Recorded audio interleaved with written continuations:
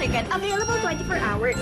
Dito sa Iginiit ni Pangulong Aquino na hindi susuko ng Pilipinas ang claim nito sa Sabah.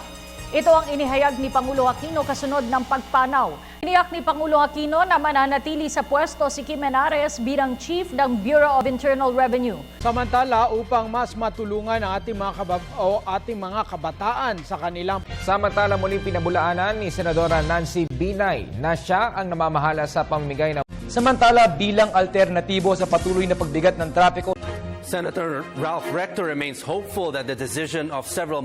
Samantala, matapos ang final tribute ng Armed Forces of the Philippines. Samantala, nasa huling bahagi na ng final verification. Major pharmaceutical companies have reduced by 20% prices of medicines for patient beneficiaries.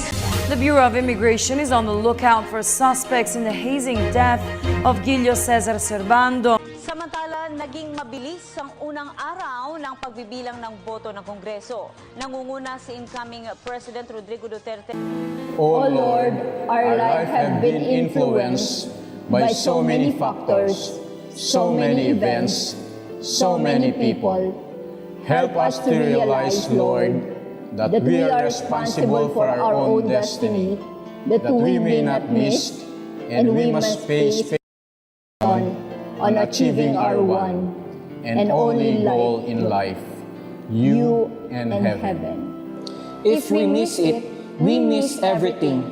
All our life, we allowed others to influence us. In all of this, we were not totally free. We want now to declare our independence. We want to exercise our right to choose you, but we need your grace to do it. We need your mercy for it. Oh Lord, you did it. You finished your suffering on the cross, faithful in life, faithful in death, taking the sins of the world upon your sinless shoulders, taking our sins so that we might receive your forgiveness and new life. All praise to you, O Lord God, for finishing the work of salvation, for saving us. Amen. Kung nasa ng balita, ikaw at ang Liga ng Katotohanan, magkasama sa pagbabalitang walang kinikilingan. Walang pinoprotektahan, walang kasinungalingan, serbisyong totoo po lamang. Ako po si Vicky Morales. Ako naman, Arnold Glavio, susunod na ang tunay na buhay. Hanggang sa Lunes, sama-sama tayong magiging saksi.